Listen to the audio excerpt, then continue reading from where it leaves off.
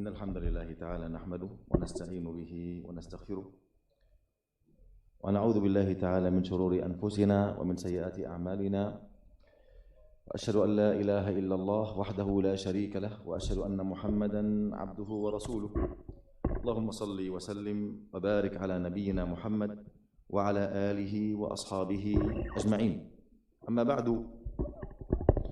إخواني dan akhwati yang semoga senantiasa dirahmati dan diberkahi oleh Allah Subhanahu wa taala. Al-Imam Al-Bukhari meriwayatkan, begitu juga Al-Imam Ahmad bin Hanbal rahimahullahu taala dalam kitab Al-Musnad dari Abdullah bin Amr bin Al-As radhiyallahu anhuma, beliau berkata, Rasulullah sallallahu alaihi wasallam ketika maut hendak menjemputnya, beliau mengisahkan kepada anaknya sebuah wasiat.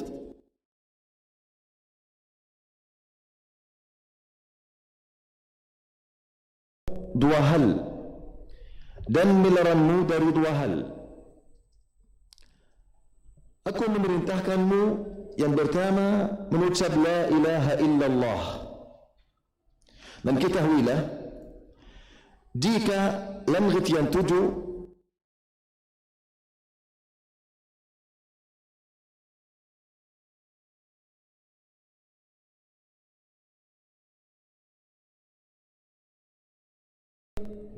maka akan lebih berat sisian adanya la ilaha illallah. Dan jika tujuh langit dan bumi yang tujuh bersatu membentuk satu lingkaran, pasti dibatahkan oleh la ilaha illallah. Dan memerintahkan yang kedua, perintah yang kedua untuk mengucap subhanallah wa bihamdih, karena semua makhluk dinanya diberi rezeki dan dia salatnya semua makhluk. Dan aku melarangmu dari dua hal, dari syirik dan sombong. Lalu para sahabat bertanya, ya Rasulullah, kita tahu syirik, apa yang dimaksud oleh sombong? Ada salah satunya berkata, apakah jika aku suka sandalku indah, bagus, apakah ini rasa sombong? Nabi menjawab tidak. Yang kedua berkata, ya Rasulullah, apakah jika saya suka pakaian saya indah, bagus, apakah ini rasa sombong? Lalu Rasulullah menjawab tidak. Yang ketiga berkata, ya Rasulullah, jika aku mempunyai banyak kawan, aku mencintai mereka berkumpul di hadapan saya, apakah ini rasa sombong? Rasulullah menjawab tidak. Ada yang berkata, apa yang dimaksud dengan rasa sombong ya Rasulullah sallallahu alaihi wa alihi wasallam? Lalu Rasulullah menjawab, sombong adalah menolak kebenaran dan meremehkan manusia. Ini wasiyah Nabi Nuh alaihi salatu wasalam. Kita sudah berbicara di pertemuan yang sebelumnya tentang perintah yang pertama dan perintah yang kedua, tentang tauhid dan zikir kepada Allah Azza wa Jalla.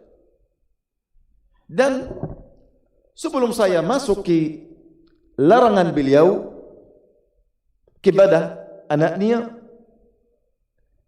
saya mau lanjutkan tentang masalah zikir. Karena kita berada pada beberapa hari yang paling cinta kepada Allah Azza wa Jalla, yang paling dicintai oleh Allah Tabaraka wa Ta'ala, yaitu 10 hari bulan Zulhijjah. Ibadah yang paling ringan dan paling agung pada beberapa hari ini ikhwani adalah ibadah zikir. Bayangkan, hari yang paling dicintai oleh Allah, artinya amalan-amalan salih yang paling diagungkan oleh Allah Azza wa Jal adalah di dalam beberapa hari ini. Termasuk amal salih yang paling agung, paling besar pahalanya adalah zikir. Allah Subhanahu wa taala berfirman, "Walitazkuru smallahi ala ma razaqakum min bahimatil an'am."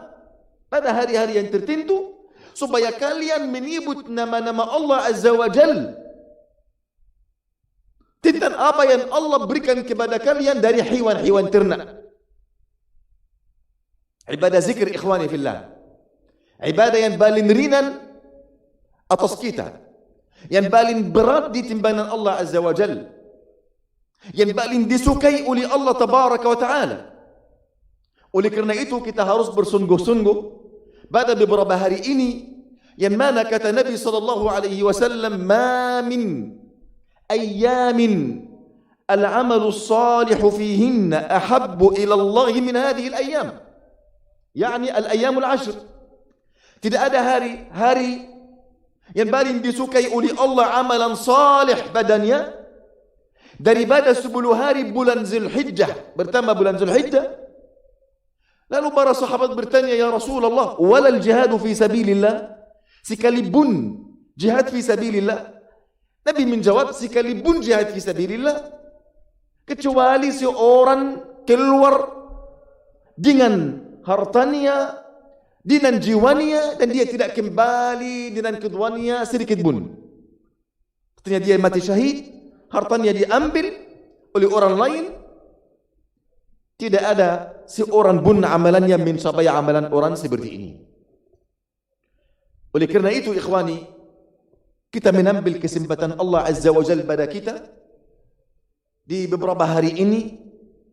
Kita harus mendekatkan diri kepada Allah Azza wa Jalla, dan supaya Allah menerima amalan kita, harus kita menjauhkan diri dari hal-hal yang bisa merusakkan amalan-amalan kebaikan. Apa itu? Hal-hal yang bisa merusakkan amalan-amalan kebaikan, menghapuskan segala amalan kebaikan, adalah larangan yang pertama dari Nabi Nuh, syirik. Wal'iyadzubillah. Bayangkan, ketika seorang hamba menumbulkan segala amalan saleh, sebanyak pasir-pasir, sebanyak titisan air hujan, tetapi dia melakukan satu keburukan saja, yaitu syirik, artinya segala amalannya dihapuskan sia-sia.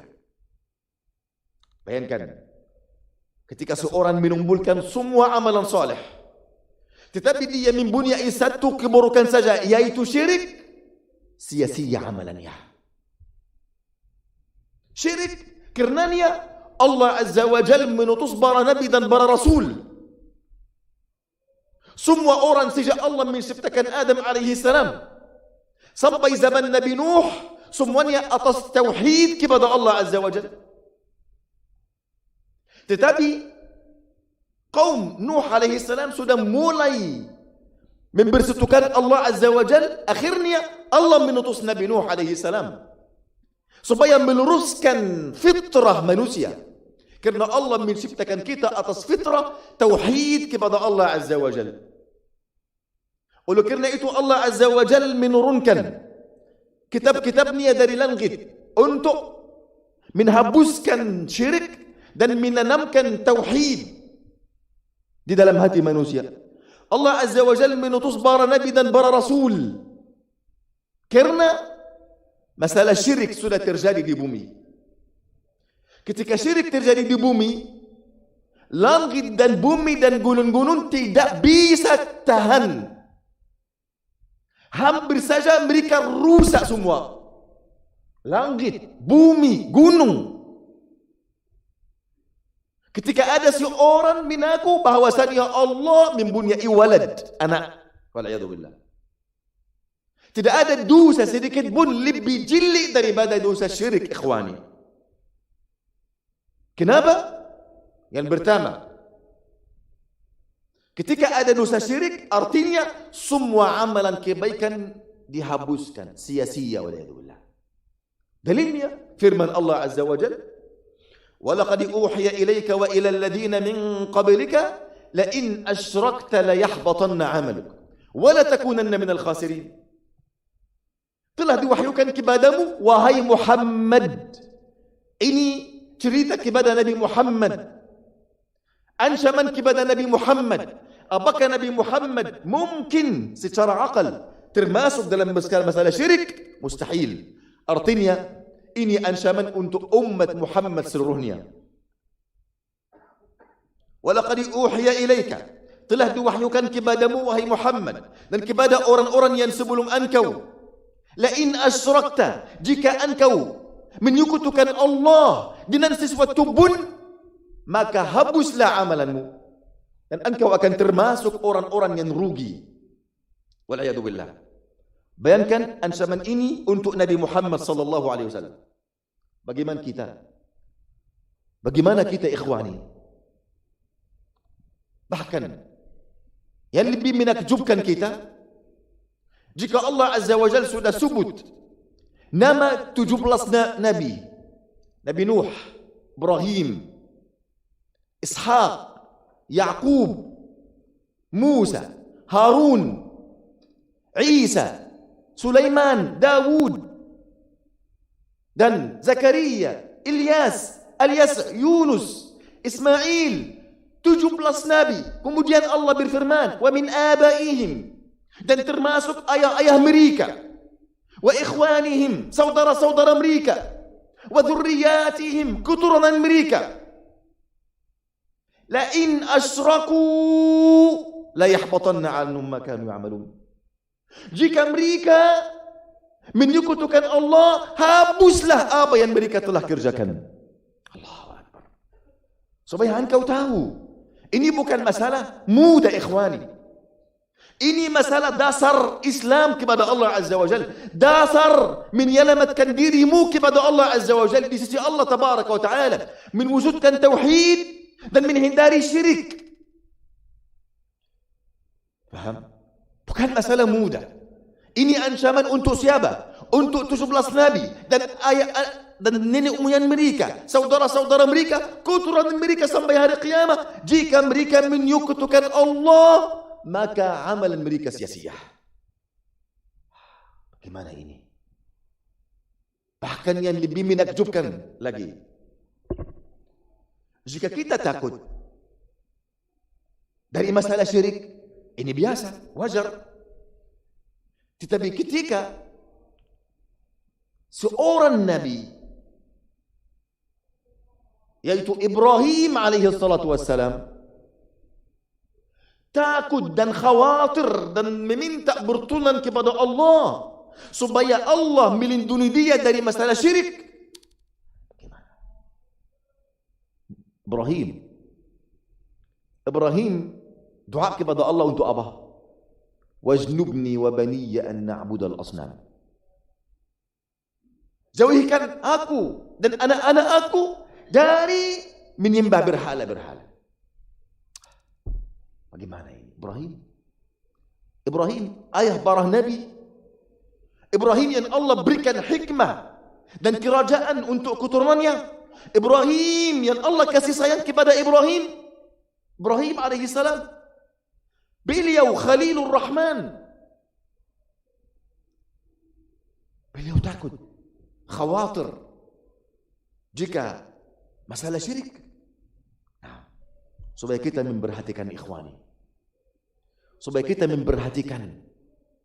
Supaya engkau tahu masalah syirik ini bukan masalah yang hanya jelas, hanya orang menyembah berhala-berhala. Tidak. Masalah syirik ini masalah yang tersembunyi. Karena itu dia bahaya. Ketika masalah syirik ini masalah hanya yang jelas saja, mana bahaya? Mana bahaya? Bahaya karena apa? Karena masalah sembunyi sekali. Mungkin kita tidak sengaja terjatuh dalam masalah syirik. Sebagaimana Nabi SAW bersabda, ta'isa abdul dirhami, ta'isa abdul dinari, ta'isa abdul qatifah, ta'isa wantakas. Celakalah budaknya pakaian, budaknya dirham, budaknya sutra. Ta'isa wantakas. Celakalah bagi dia dan berpaling dia dari kebaikan. Apabila dia terlukai, maka dia tidak akan sembuh. Subhanallah. Artinya, seorang mungkin akan menyembah pakaian, dunia, harta. Nah, bahkan yang paling tersembunyi, yang paling halus, masalah riya. Masalah riya. Oleh kerana itu, ikhwani, hadis yang paling menakutkan kita, hadis riwayat Al-Imam Muslim dari Abu Hurairah. Kita harus sering membaca hadis ini. Wallahi ya ikhwan, sering, tidak bosan untuk kita membaca hadis ini, supaya kita tahu apa yang akan terjadi pada hari kiamat. Abu Hurairah, ada seorang dari Iraq datang kepada Abu Hurairah, Syufayy al-Asbuhi. Dia berkata, wahai Abu Hurairah, ceritalah kepadaku sebuah hadis yang engkau sudah dengar langsung dari Nabi SAW.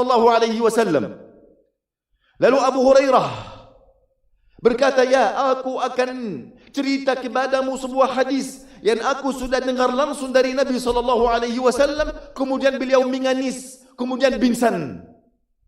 Beberapa lama beliau sadar dalam kondisi menangis limah.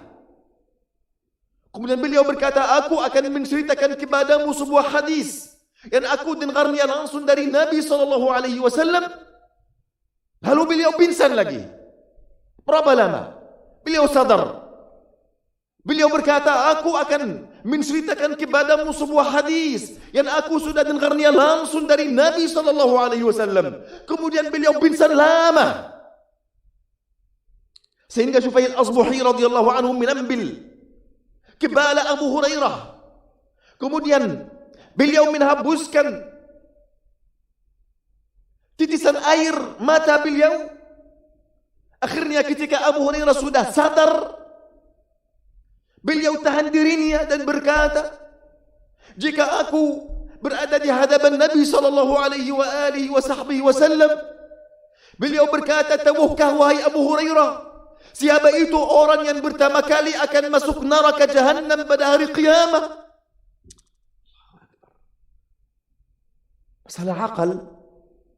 Yang pertama kali masuk neraka Jahannam orang kafir, orang Yahudi, orang Nasrani, orang musyrik, syaitan-syaitan, baik dari kalangan jin atau manusia.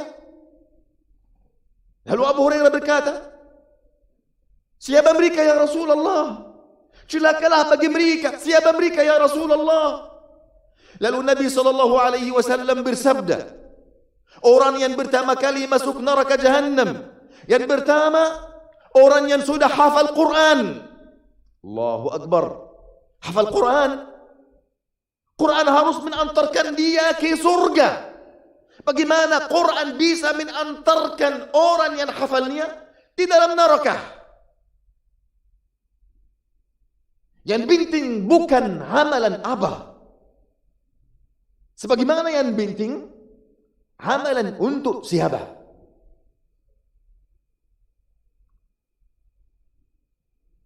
Lalu Nabi bersabda, orang yang hafal Quran, orang yang mempelajari Al-Quran dan mengajarkannya,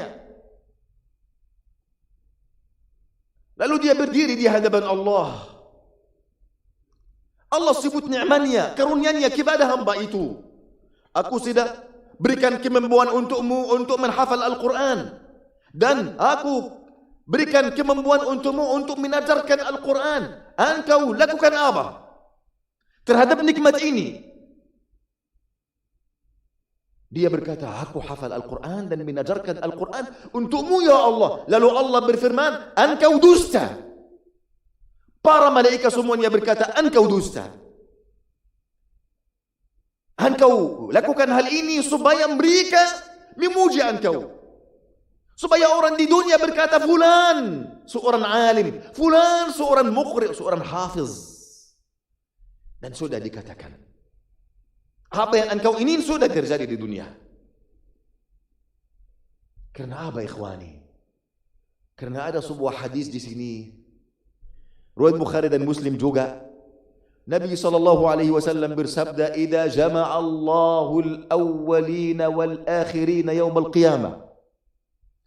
Jika Allah Azza wa Jal menumpulkan orang awal dan orang akhir pada hari qiyamah, maka ada yang menyuruh mereka, siapapun yang melakukan amalan yang seharusnya melakukannya karena Allah saja, tapi dia mempersekutukan Allah, hendaklah dia meminta pahala dari selain Allah. Karena Allah tidak butuh amalan yang di dalamnya syirik, riya. Tidak ada pahala. Oleh karena itu, orang yang hafal Al-Quran, orang yang alim, pertama kali masuk neraka Jahannam. Kenapa? Karena dia pikir dia menipu Allah di dunia. Dia pura-pura dia hafal Al-Quran, dia ahli ilmu, dia menangis di atas mimbar, dia memberikan petunjuk kepada manusia, padahal untuk dunia, untuk jiwa. Dia hanya mengagungkan manusia, sedangkan dia tidak mengagungkan Allah. Dia memperhatikan manusia, sedangkan dia tidak memperhatikan Allah Jalla Jalaluh. Dia memuliakan manusia, sedangkan dia tidak memuliakan Allah Jalla Jalaluh. Kemudian Allah suruh para malaikat untuk menarik dia atas wajahnya dan melemparkan dia di atas neraka, di dalam neraka Jahannam. Ini yang pertama. Yang kedua, seorang dermawan, banyak sedekah. Seorang dermawan, dia berdiri di hadapan Allah. Lalu Allah Subhanahu wa taala sebut karunia-Nya. Engkau lakukan apa pada nikmat ini? Lalu dia berkata, ya Allah, aku setiap kesempatan aku mengeluarkan sedekah untukmu ya Allah. Lalu Allah Azza wa Jal berkata untuknya, engkau dusta. Para malaikat berkata, engkau dusta. Engkau hanya bersedekah supaya mereka memuji engkau. Supaya mereka berkata, si fulan ini dermawan, orang ini orang muhsinin. Akhirnya mereka sudah berkata di dunia, ini bahalamu, sudah engkau menambilnya di dunia. Kemudian malaikat menarik dia di atas wajahnya, melemparkan dia di dalam neraka Jahannam. Waliyadzubillah.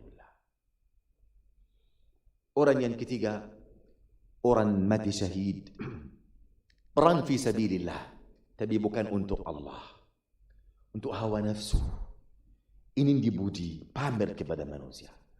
Dia berdiri di hadapan Allah. Engkau lakukan apa? Ya Allah, aku perang di jalanmu sehingga aku sudah mati syahid. Allah berkata, engkau dusta. Para malaikat berkata, engkau dusta. Kemudian dilemparkan di atas wajahnya di dalam neraka Jahannam. Ketika Syufail Asbuhi ini kembali ke Damaskus, Muawiyah bin Abi Sufyan bertanya dia, apa ilmu yang engkau sudah dapat dari sahabat Nabi SAW? Lalu Syufail Asbuhi menceritakan hadis ini dari Abu Hurairah. Langsung Muawiyah bin Abi Sufyan menangis dan pingsan lama. Akhirnya beliau, siapa itu yang merasa aman dari tipu daya Allah Azza wa Jalla? Waliyadzubillah. Masalah syirik ini ikhwani, masalah yang paling halus. Oleh karena itu kita harus memperhatikan tentang masalah ini. Dan syirik mempunyai banyak bahaya, ikhwani. Di antara bahaya kejilaan syirik, Allah memasukkan rasa takut di dalam orang yang berbuat syirik. Bayangkan ini. Allah masukkan rasa takut, gelisah di dalam hati orang yang imannya tidak sempurna, yang tauhidnya masih kurang. Orang yang percaya tentang sebab, dengan sebab.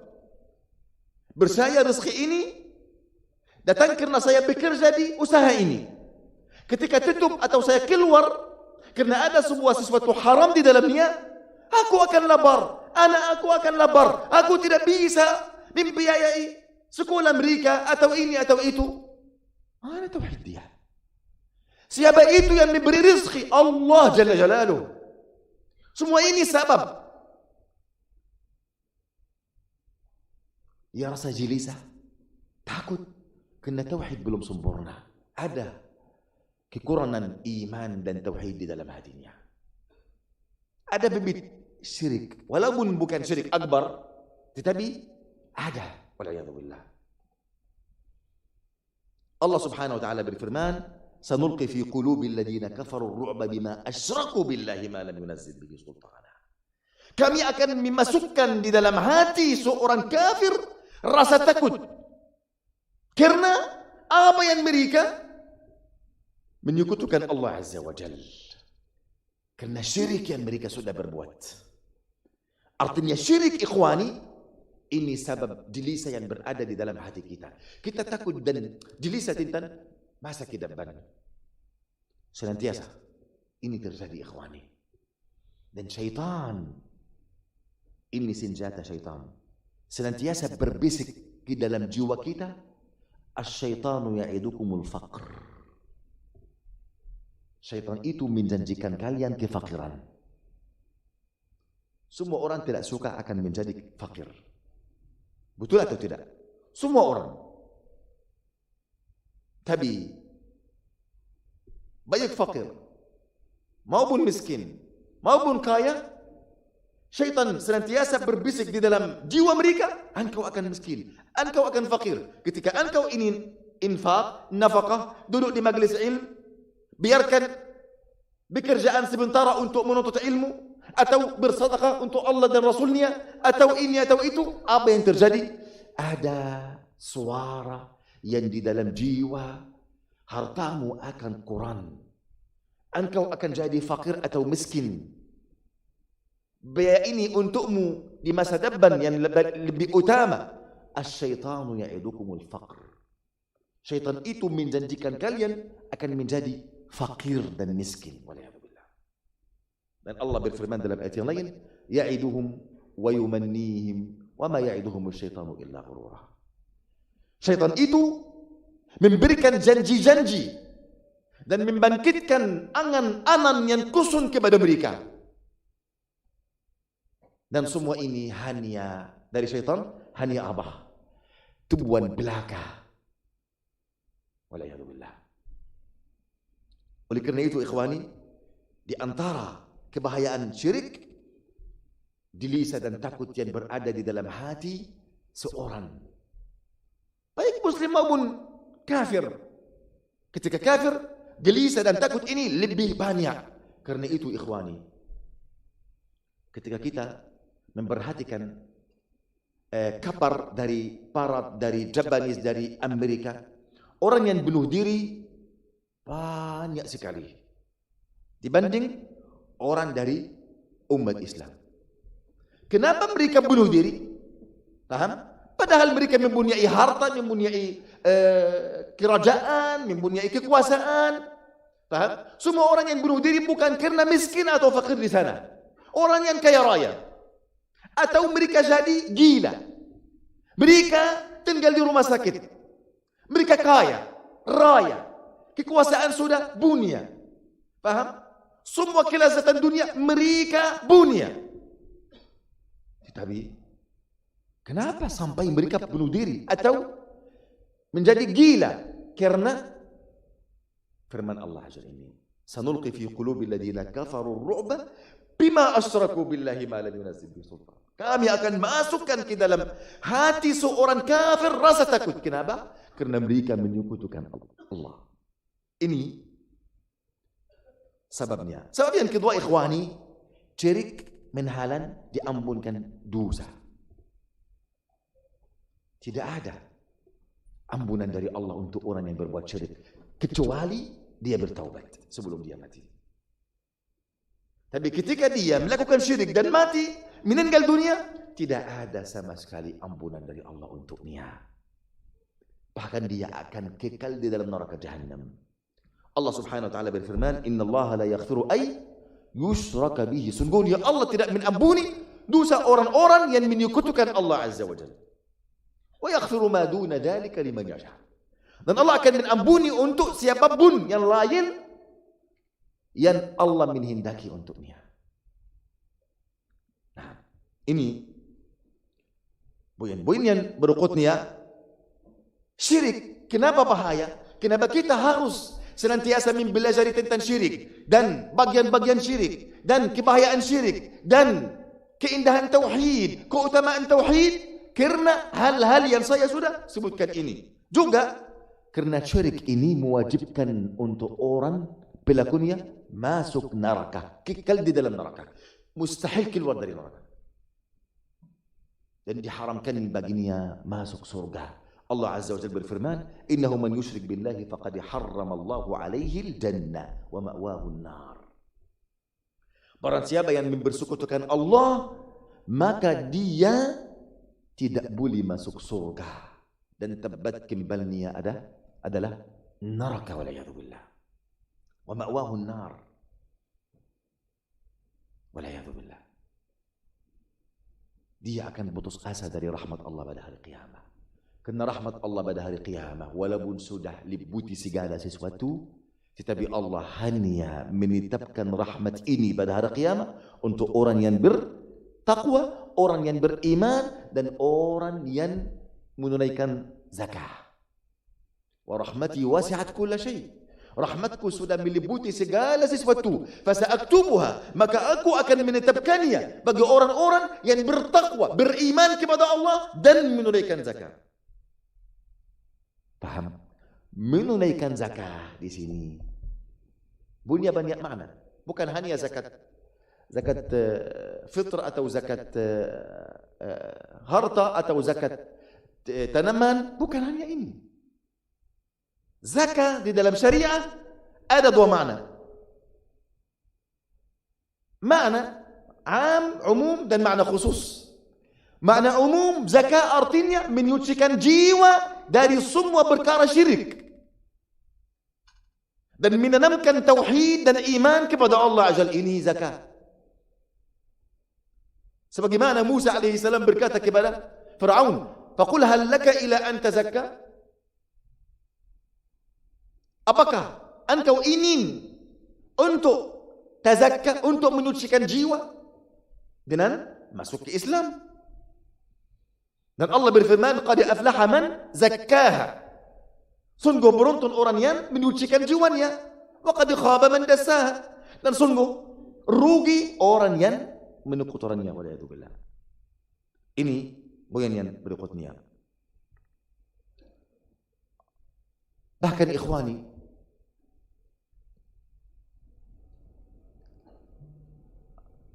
syirik ini dianggap dosa yang paling agung, paling besar. Sebagaimana dalam wasiat Luqman alaihi salam untuk anaknya, wa idh qala Luqmanu libnihi ya bunay, wa idh qala Luqmanu libnihi wa huwa ya'idhu ya bunayya la tusyrik billahi innasyirka la dhulmun 'adzim. Wahai anakku, janganlah engkau mempersekutukan Allah, karena sungguhnya syirik ini dosa yang paling besar. Waliyadzubillah. Baik. Ini larangan yang pertama ikhwani fillah dari Nabi Nuh alaihi salatu wassalam, dari Nuh alaihi salam ke anaknya. Saya melarangmu dari dua hal. Yang pertama dari syirik. Yang kedua, sebelum kita pergi kedua, apa bentuk syirik yang sudah tersebar di tengah para muslimin ikhwani? Contoh, riya. Semoga Allah Subhanahu wa taala menyucikan kita dari semua riya. Menjadikan amalan kita tulus kepada Allah Azza wa Jalla. Kemudian orang yang membenarkan tukang sihir, dukun. Nabi SAW bersabda, "Man dhahaba ila arrafin lam tuqbal fasa'alahu lam tuqbal lahu salata 40 yawman." Barang siapa yang pergi ke orang dukun, maka dan bertanya kepadanya tentang sesuatu, di sini tidak membenarkannya, hanya bertanya saja, maka salatnya tidak diterima selama 40 malam. Riwayat yang lain, riwayat Muslim, "Man dhahaba ila kahinin fasa'alahu fasaddaqahu faqad kafara bima unzila ala Muhammad SAW." Barang siapa yang pergi mendatangi dukun, bertanya kepadanya tentang sesuatu, membenarkannya, maka dia sudah menjadi kafir terhadap apa yang diturunkan atas Muhammad sallallahu alaihi wasallam. Apa itu yang diturunkan atas Muhammad? Adalah Al-Quran, yaitu "Qul la ya'lamul ghaiba fis samawati wal ardi illa Allah." Katakanlah, tidak ada yang mengetahui perkara ghaib baik di bumi maupun di langit kecuali Allah saja. Orang yang pergi ke dukun, dukun ini mengaku dia mengetahui perkara yang ghaib. Dia meminta tolong dari jin, dari syaitan, dan syaitan mustahil akan melakukan apa yang dia ingin kecuali setelah dia kafir waliyadzubillah. Mencela Al-Quran, mencela Nabi Muhammad sallallahu alaihi wa ala alihi wa sahbihi wasallam. Oleh kerana itu, ini juga sesuatu yang tersebar, ikhwan billah. Orang yang menyembelih untuk selain Allah Azza wa Jalla, pergi ke dukun, atau dia banggir lautan, atau ada gunung, mereka takut ketika mereka tidak menyembelih sesuatu untuk gunung atau untuk syaitan yang berada dalam gunung atau untuk lautan, apa yang terjadi? Tsunami atau ini atau bencana atau musibah. Lalu mereka setiap tahun harus apa? Harus buang di dalam lautan ini kepala sapi untuk apa? Meminta tolong dari jin, dari lautan, supaya mereka tidak marah atas mereka. Ini bentuk syirik besar, ikhwani, dan sudah tersebar di tengah para muslimin. Ini larangan yang pertama. Larangan yang kedua, ikhwani, dari sombong. Ketika kita memperhatikan masalah ini, ikhwani, mungkin orang terdapat di dalam hatinya dan jiwanya merasa sombong, padahal dia tidak sadari. Ini banyak terjadi. Banyak ikhwah bertanya, kenapa ketika saya membaca Al-Quran tidak menangis? Hati saya tidak bergetar seperti awal. Ketika dalam salat jamaah, salat tarawih, saya doa, tidak merasa kelezatan iman, kelezatan ibadah seperti awal. Kenapa? Kena rasa sombong. Karena di awal ini anda hanya berjalan menuju Allah Azza wa Jal dengan apa? Merendahkan diri dan hati. Tidak bersandar atas apapun kecuali ambungan dan rahmat Allah Azza wa Jalla. Tetapi semakin lama banyak amalan, engkau meremehkan manusia yang melakukan dosa dan maksiat. Engkau merasa engkau hebat, alhamdulillah, aku tidak melakukan seperti ini. Muncul di dalam hati, muncul di dalam sifat, merasa ujub terhadap apa yang Allah berikan untukmu. Karena itu, ikhwani, amalan terhapus karena rasa sombong. Nabi SAW ditanya, ya Rasulullah, apa itu sombong? Apakah ketika saya mempunyai sandal yang indah, atau saya suka baju saya akan indah dan bagus, atau saya suka kawan saya datang kepada saya selalu, duduk di hadapan saya. Apakah ini rasa sombong? Nabi bersabda, tidak. Apa rasa sombong?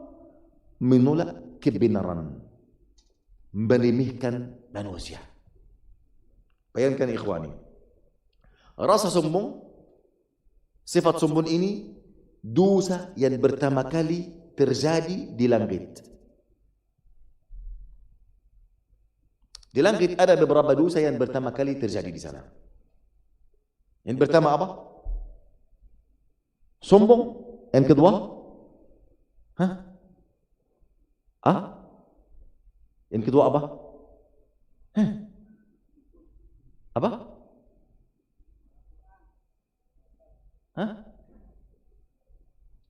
Tidak dengar.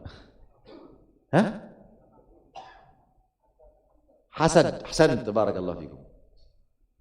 Kedua ini dosa yang paling jelek yang terjadi di langit.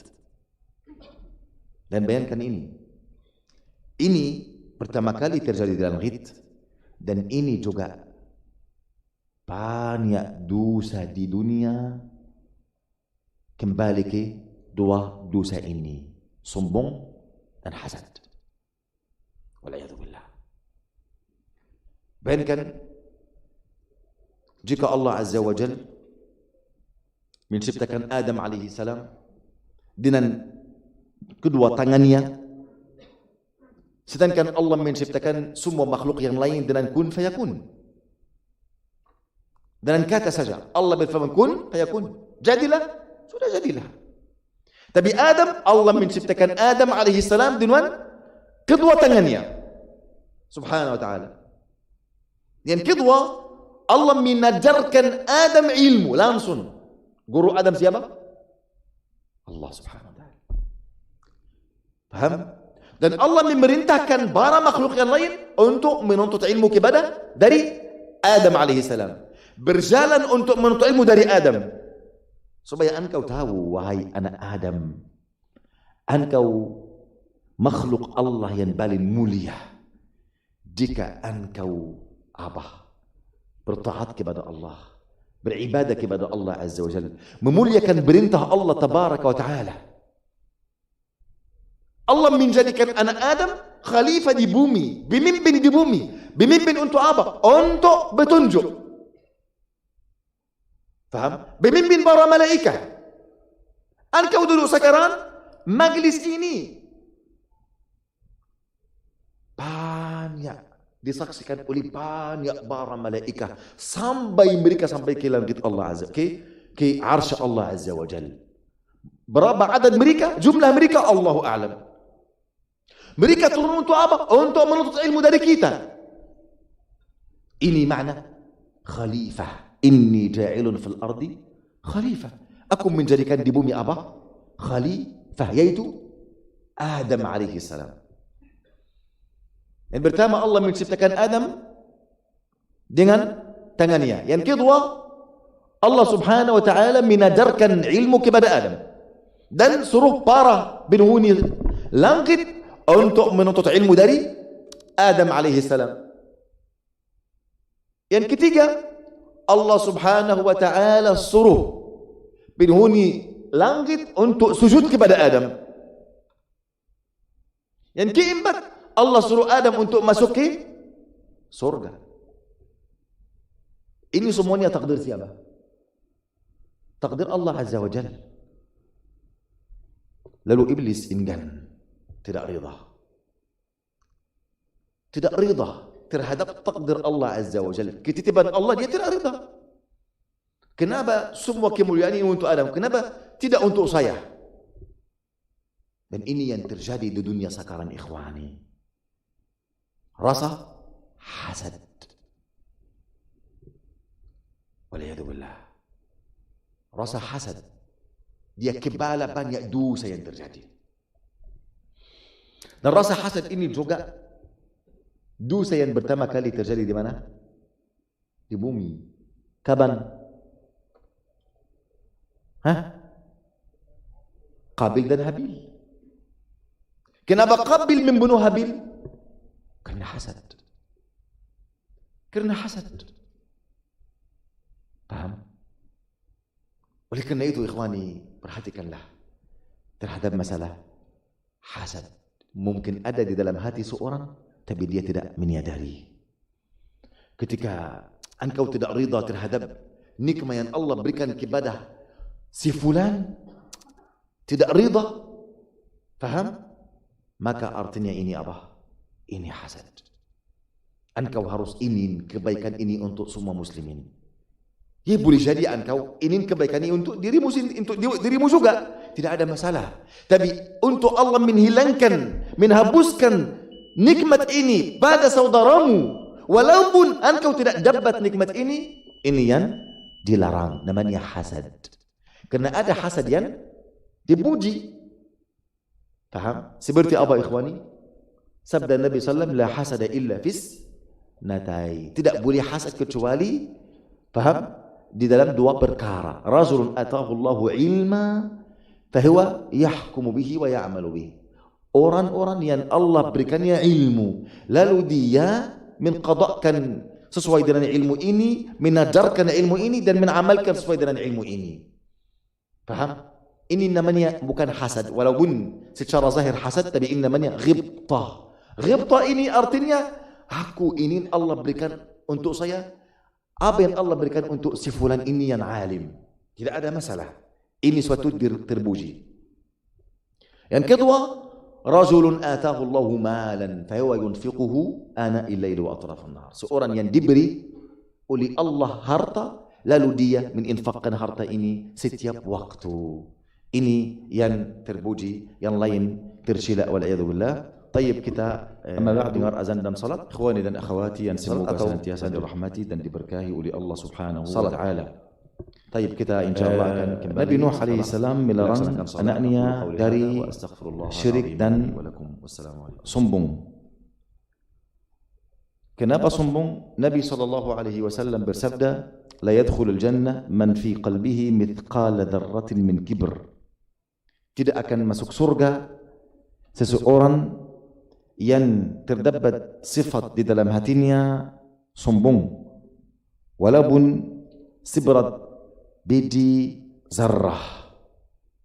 Allahu Akbar. Walau sibrat biji zarrah, dia tidak akan masuk surga, waliyadzubillah. Kenapa ikhwani fillah? Karena al-jannatu tayyibah. Jannah itu baik. Tidak akan masuk di dalamnya kecuali orang yang baik, waliyadzubillah. Kemudian, sebagaimana kita sudah sampaikan, sombong dosa yang pertama kali terjadi di langit. Allah Subhanahu wa taala berfirman, "Wa idh qulna lil malaikati isjudu li Adama fasajadu illa iblisa aba wastakbara wa kana minal kafirin." Dan ketika kita berfirman kepada para malaikat, sujudlah kepada Adam, lalu mereka sujud kepada Adam, kecuali iblis. Dia menolak dan menyembunyikan diri, kemudian dia termasuk orang-orang kafir. Ini dosa yang pertama kali terjadi di mana? Di langit. Dan juga ikhwani, ini dosa besar dari kaum Nuh alaihi salatu wassalam. Dari kaum Nuh alaihi salatu wassalam. Ketika Nabi Nuh memerintahkan mereka untuk beriman kepada Allah Azza wa Jalla, bertauhid Allah Tabaraka wa Ta'ala, menghindari dari masalah syirik, apa yang terjadi ikhwani fillah? Nabi Nuh berkata, "Wa inni kullama da'awtuhum litaghfira lahum." Dan sungguhnya aku setiap kali aku menyuruh mereka supaya mereka beriman kepadamu, supaya engkau mengampuni dosa mereka, ja'alu asabi'ahum fi adanihim. Mereka masukkan anak jari mereka di dalam telinga mereka. Wastaghshaw thiyabahum. Mereka menutupkan wajah mereka dengan baju-baju mereka. Wa asarru wastakbaru istikbara. Dan mereka tetap mengingkari dan menyembunyikan diri dengan buruk. Istikbaru, istikbara. Bukan menyembunyikan diri saja, tapi menyembunyikan diri dengan cara jili wal'iyadu billah. Bayangkan ikhwani, rasa sombong, sifat sombong, ini menhalangi masuknya ilmu, menhalangi masuknya kebaikan di dalam hati, menhalangi masuknya cahaya iman kepada Allah Azza wa Jalla. Dan ini yang terjadi untuk semua umat Nabi sebelumnya. Ini terjadi dari kaum Nuh kepada Nuh alaihi salam. Kemudian terjadi dari Ad kepada Nabi Hud alaihi salam. Allah berfirman, فَأَمَّا عَادٌ فَاسْتَكْبَرُوا فِي الْأَرْضِ بِغَيْرِ الْحَقِّ.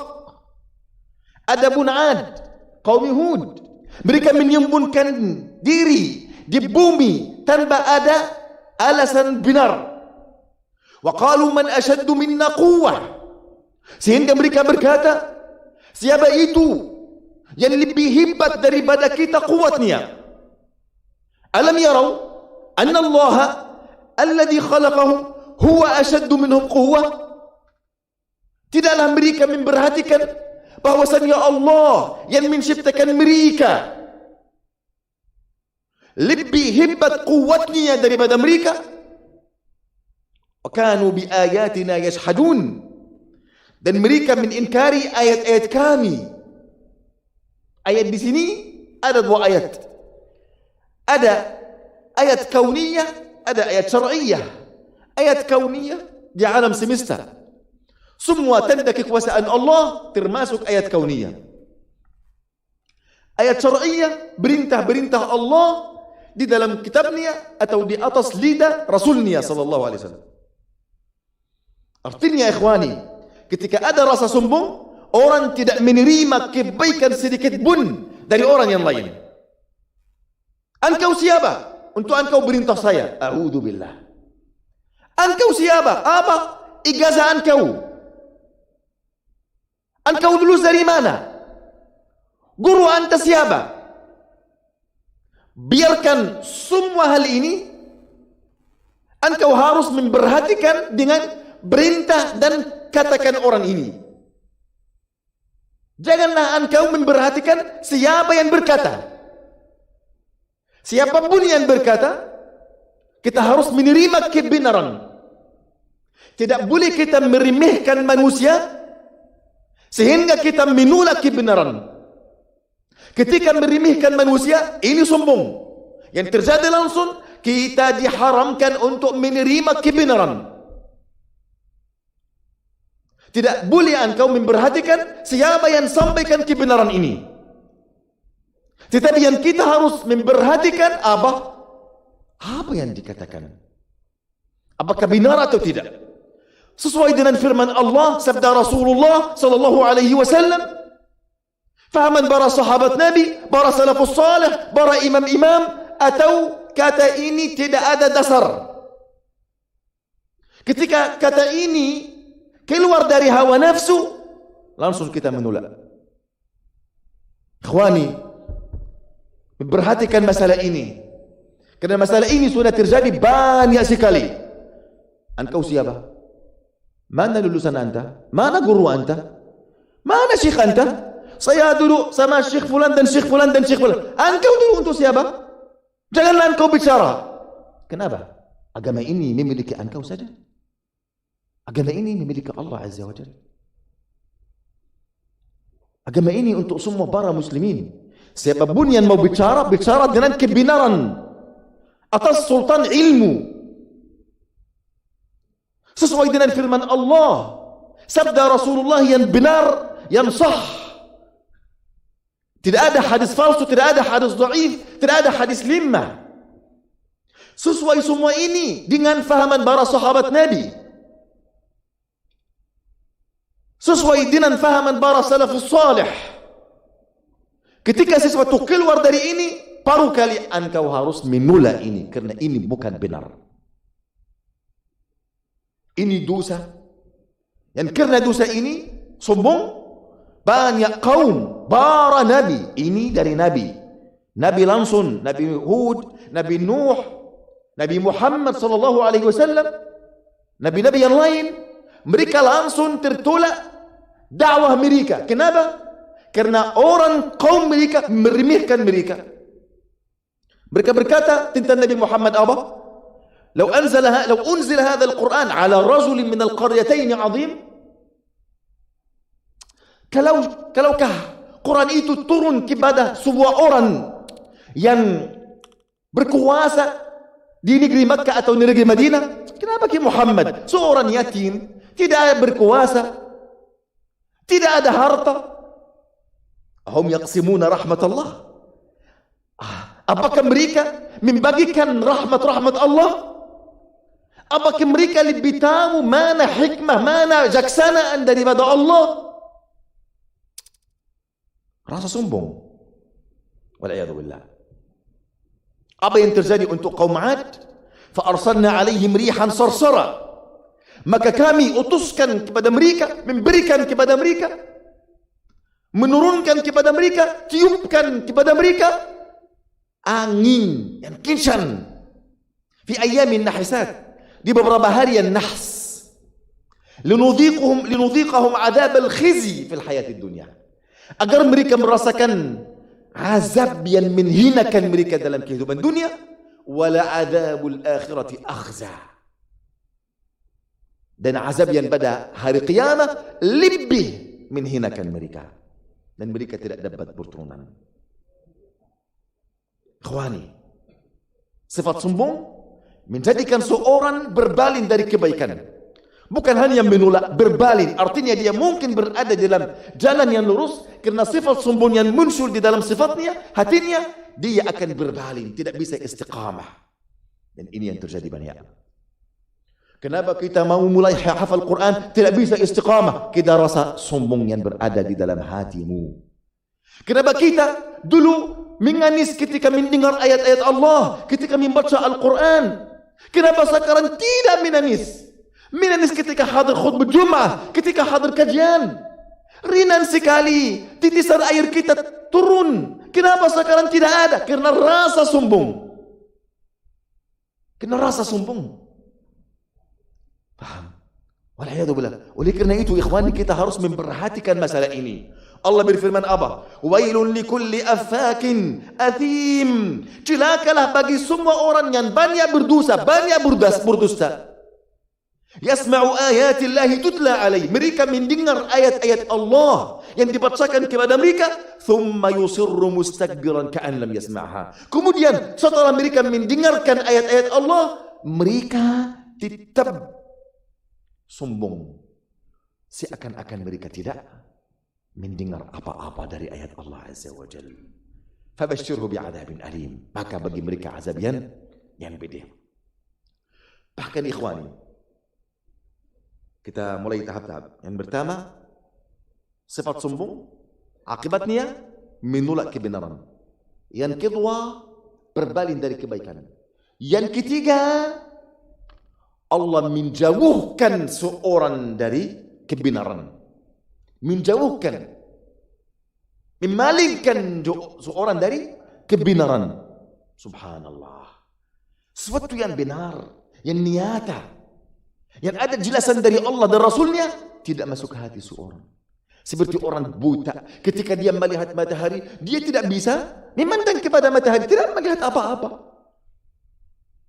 Juga orang yang ada rasa sombong, ketika dia di hadapan banyak dalil yang jelas, yang nyata,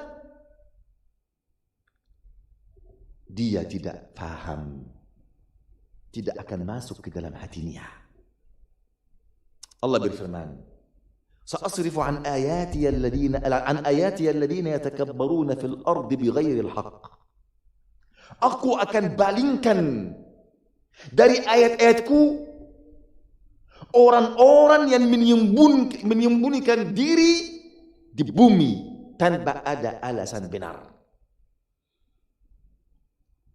Semua sifat sombong tanpa alasan benar, kecuali bagi Allah saja. Allah yang maha sombong saja.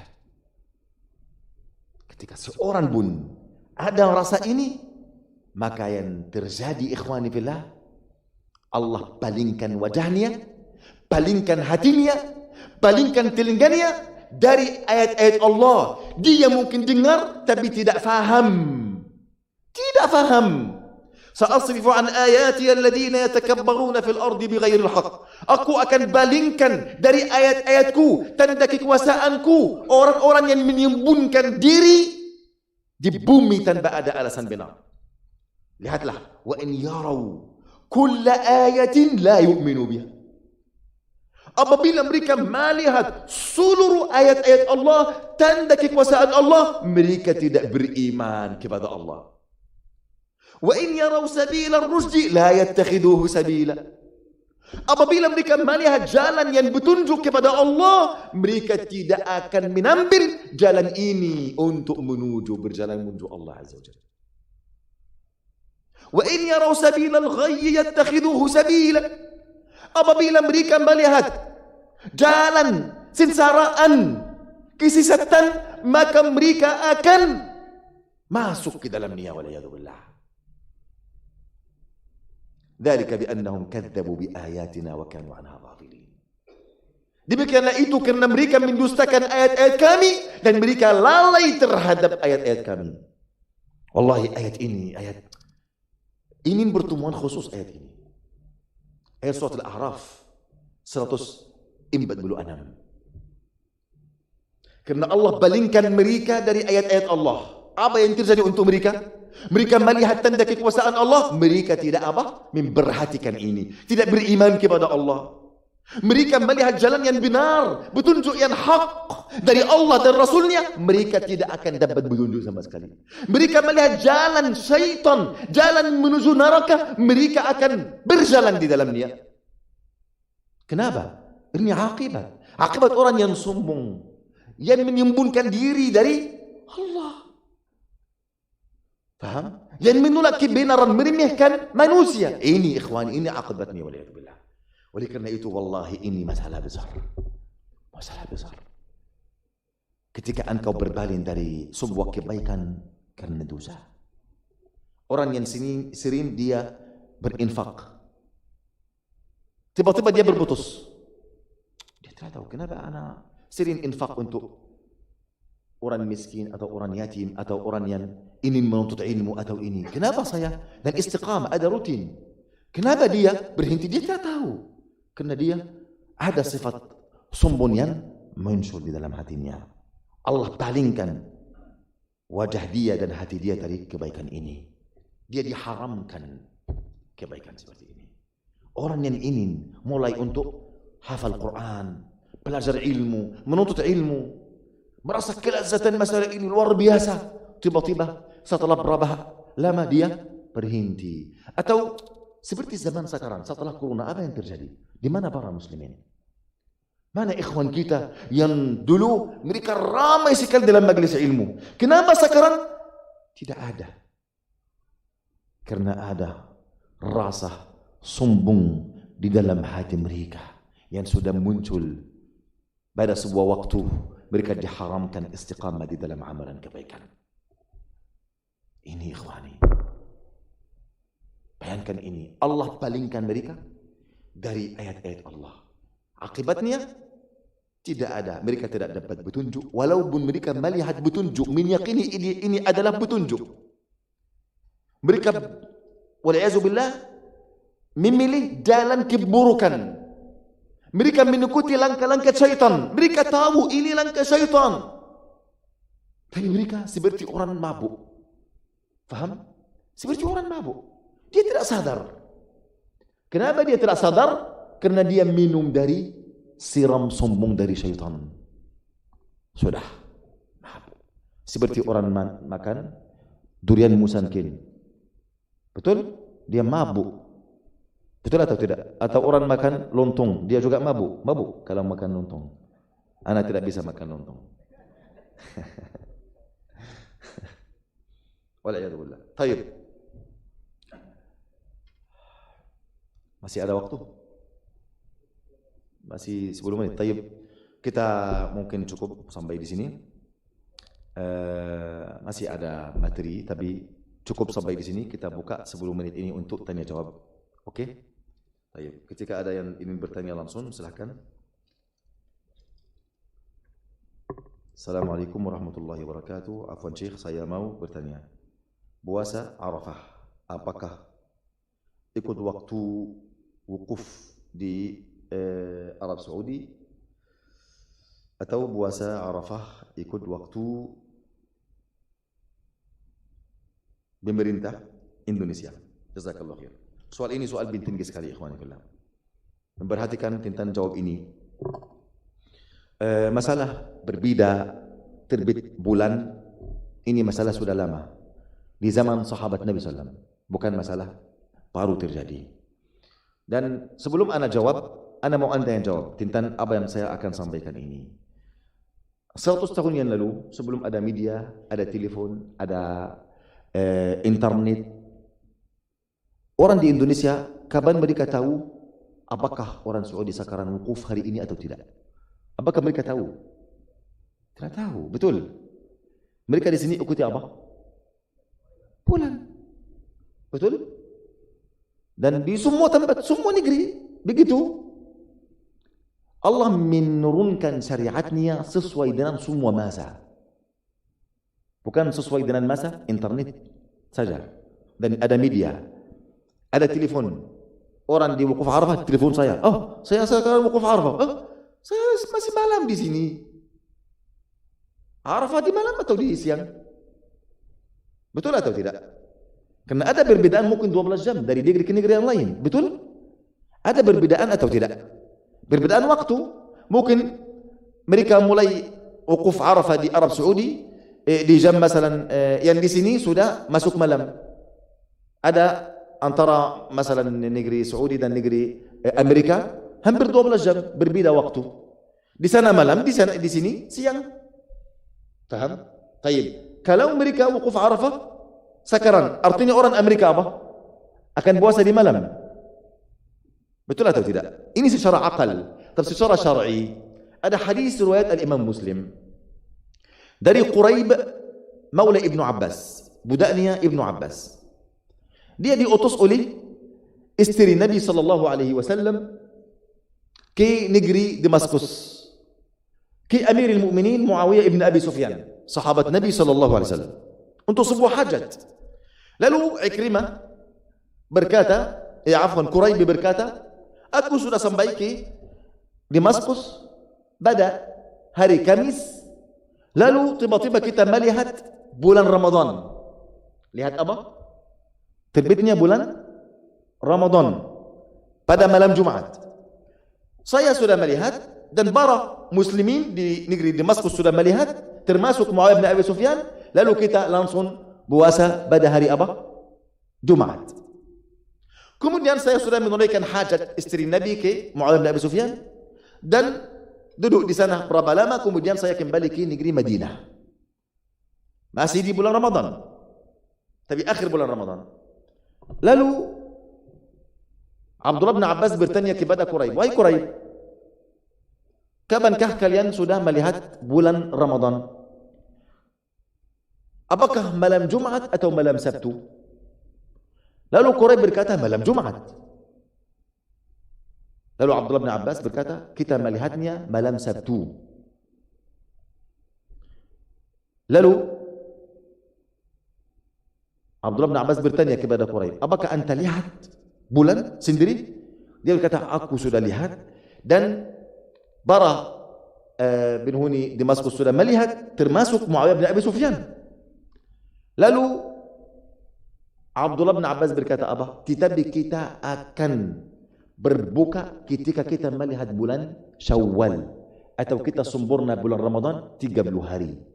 Begitulah perintah Nabi SAW untuk kita. Begitulah perintah Nabi SAW untuk kita. Lalu Quraisy berkata, apakah tidak cukup untukmu penglihatan orang di Damaskus? Lalu Abdullah bin Abbas, tidak. Beginilah perintah Nabi SAW untuk kami. Artinya apa dari hadis ini? Hadis ini riwayat Imam Muslim radhiyallahu anhu. Artinya ikhwani, setiap negeri punya masing-masing, faham? Penglihatan penerbit bulan, baik di bulan Syawal, bulan Sya'ban, bulan Zulqa'dah, bulan Zulhijjah, semuanya tergantung penglihatan bulan.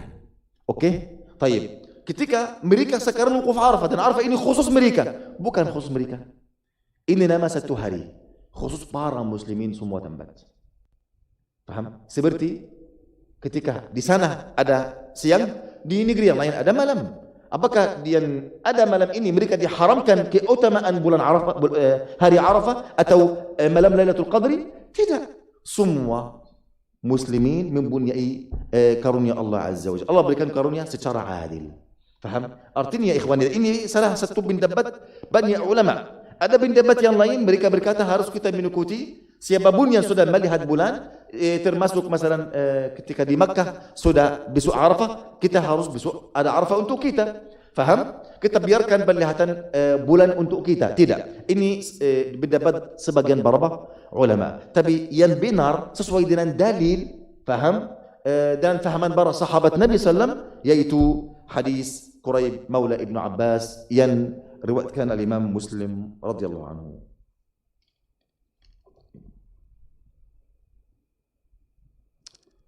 Bismillah. Izin bertanya, apakah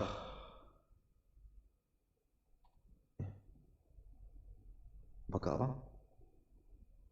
Termasuk syirik jika kita beramal salih, niatnya agar Allah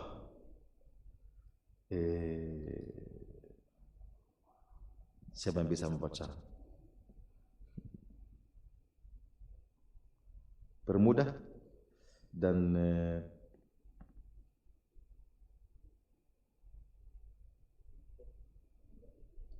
bisa. Masya Allah.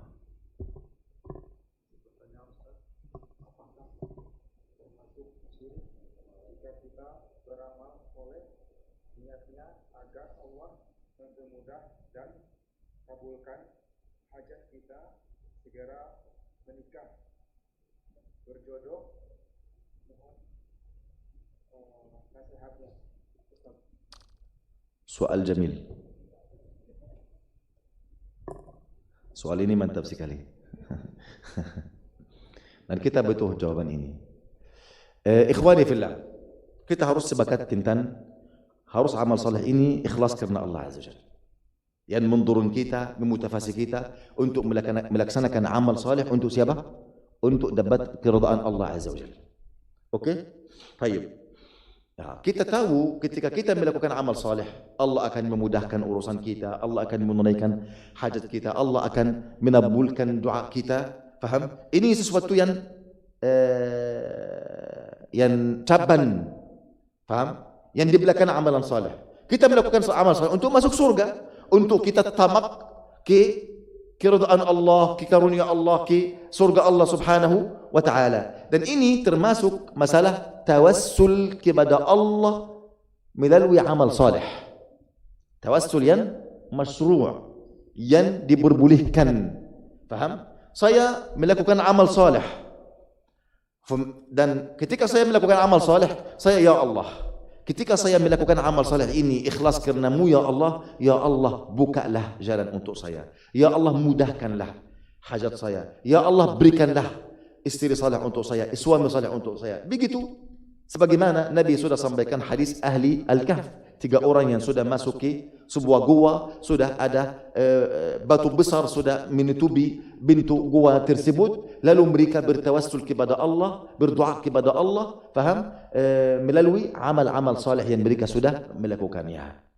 Artinya ikhwani fillah, yang pertama kita harus melakukan amal saleh ini ikhlas karena Allah Azza wa Jalla. Faham? Kemudian kita boleh kita sebut amalan ini, ya Allah, ketika saya melakukan amalan ini ikhlas karenamu, mudahkan untuk saya hajat begini. Ini tidak ada masalah.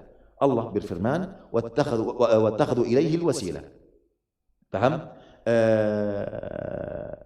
Ya ayyuhalladzina amanu ittaqullaha,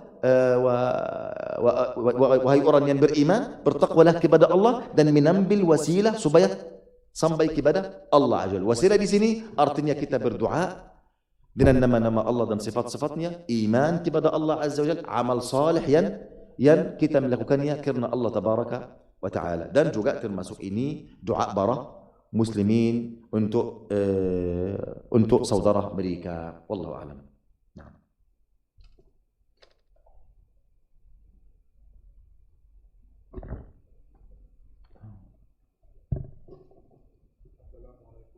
Assalamualaikum warahmatullahi wabarakatuh.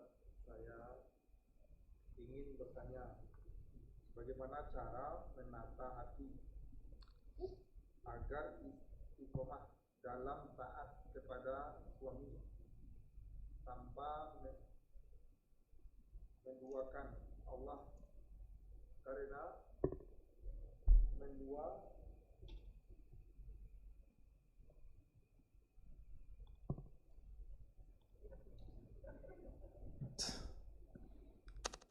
Gimana kalau saya yang baca? Tidak, saya punya uzur kan?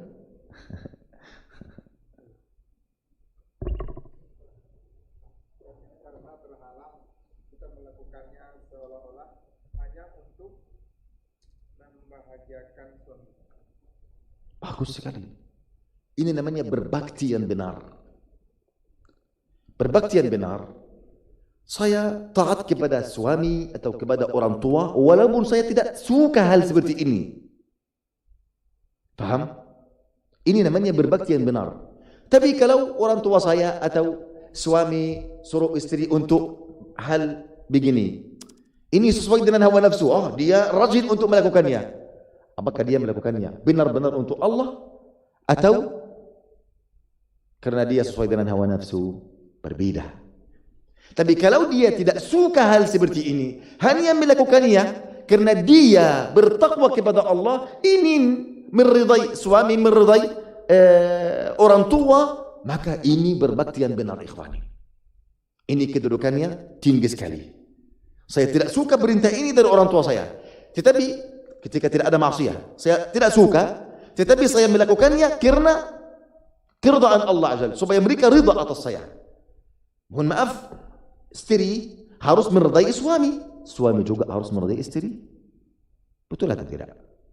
Walahunna mithlu alladhi alaihinna bil ma'ruf. Bagi mereka ada hak sebagaimana atas mereka ada hak, seperti persis, tidak ada perbedaan. Paham? Ketika saya, orang tua saya suruh saya untuk pergi ke paman saya untuk menunaikan sebuah hajat, saya suka paman saya sekali ini, suka selalu pergi ke rumah beliau. Ana rajin sekali dan pergi ke beliau. Apakah kebaikan ini, walaupun ini termasuk dalam berbakti, apakah kebaikan ini akan seperti ketika saya tidak suka paman saya ini, tidak suka jalan ini, saya punya hajat yang lain, tetapi saya pergi supaya meridai mereka? Tidak. Ini berbakti yang paling tinggi. Allahu a'lam. Nah. Baik, masih ada yang ingin bertanya? Baik, cukup sampai di sini. Semoga Allah Subhanahu wa taala menerima langkah-langkah kita semua dan amalan kita semua, menyucikan jiwa dan hati kita semua. Amin amin ya rabbal alamin. Aqulu qawli hadza wa astaghfirullahal azim li wa lakum, jazakumullahu khairan wa barakallahu fikum. Wassalamu alaikum warahmatullahi wabarakatuh.